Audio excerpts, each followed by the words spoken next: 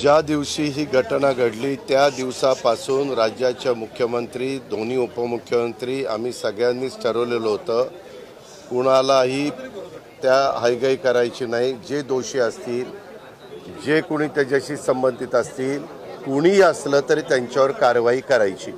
आणि त्या दिवसापासून ह्या गोष्टीला सुरुवात झालेली आहे।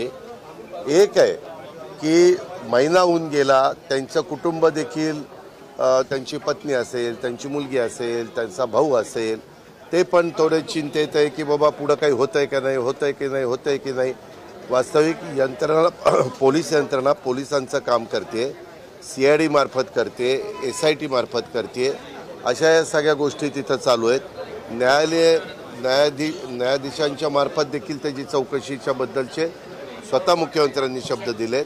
आम्ही सगळ्यांनी तिथं अशी भूमिका घेतली, जे कोणी दोषी असतील त्यांना अजिबात त्याच्यामध्ये थारा द्यायचा नाही, कारण ही निगृण हत्या ही शिवशाहू फुले आंबेडकरांच्या महाराष्ट्रामध्ये कुणीच खपून घेणार नाही।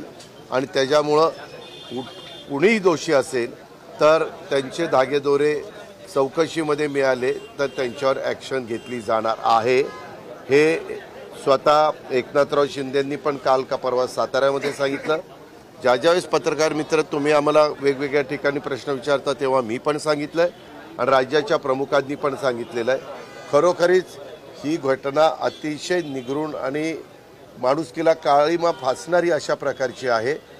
ह्यामध्ये कुणी सत्ताधारी पक्षाचा असो, विरोधी पक्षाचा असो, कुणी त्रयस्थ असो, ज्याचा राजकारणाशी संबंध असेल नसेल तो असो, त्याला कुठलाही थारा दिला जाणार नाही। बीड जिल्ह्यामध्ये कायदा आणि सुव्यवस्थेचा प्रश्न निर्माण झाला आहे। परळी बंद वाल्मीकरणासाठी होती, अख्ख्या परळीमध्ये सर्वजण म्हणजे रॉकेल ओतून अंगावर घेण्यापर्यंत प्रकार घडले। पालकमंत्रीपदासंदर्भात तिथं अतिशय चांगले SP पाठवलेले आहेत। पत्रकार मित्रांनो, तुम्ही पण चौकशी करा की यावेळेसचा पाठवलेला SP कडक आहेत की नाही।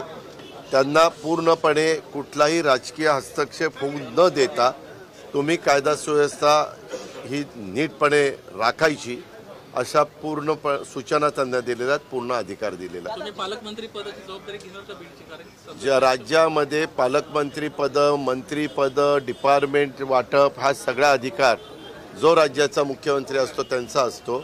पाठीमागच्या काळामध्ये एकनाथराव शिंदेंच्याकडे तो अधिकार होता, कारण ते राज्याचे प्रमुख होते।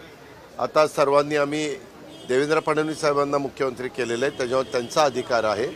त्यांनी थोडंसं एक गोष्ट खरी आहे, निवडणुका झाल्यानंतर, निकाल लागल्यानंतर मंत्रिमंडळ असे होतं, आता यायला काही वेळ लागला, त्याच्यानंतर खातेवाटप व्हायला वेळ लागला आणि आता तुमच्या ह्याचा पालकमंत्रीपदाचा। परंतु आज काहीतरी पानिपतला गेलेले आहेत मुख्यमंत्री, उद्या आपल्याकडे प्राईम मिनिस्टर येत आहेत, दुपारपासून उशिरापर्यंत त्यांचे कार्यक्रम आहेत। उद्या सगळ्या आमदारांना आम्हाला ते भेटणार आहेत, त्यांनी वेळ पण दिलेला आहे आणि त्याच्यामुळे मुख्यमंत्री पण दिवसभर त्यांचं वेलकम केल्यापासून त्यांना सी ऑफ करेपर्यंत त्या कार्यक्रमामध्ये राहतील दिवसभर। पण आणि डावोसला पण मला वाटतं 19 तारखेला त्यांना जायचं आहे, 19 तारखेला ते डावोसला जाणार आहेत। त्याच्या आधी निश्चितपणे मुख्यमंत्री, पालकमंत्री पदाच्या जबाबदाऱ्या वेगवेगळ्या मंत्र्यांना देतील।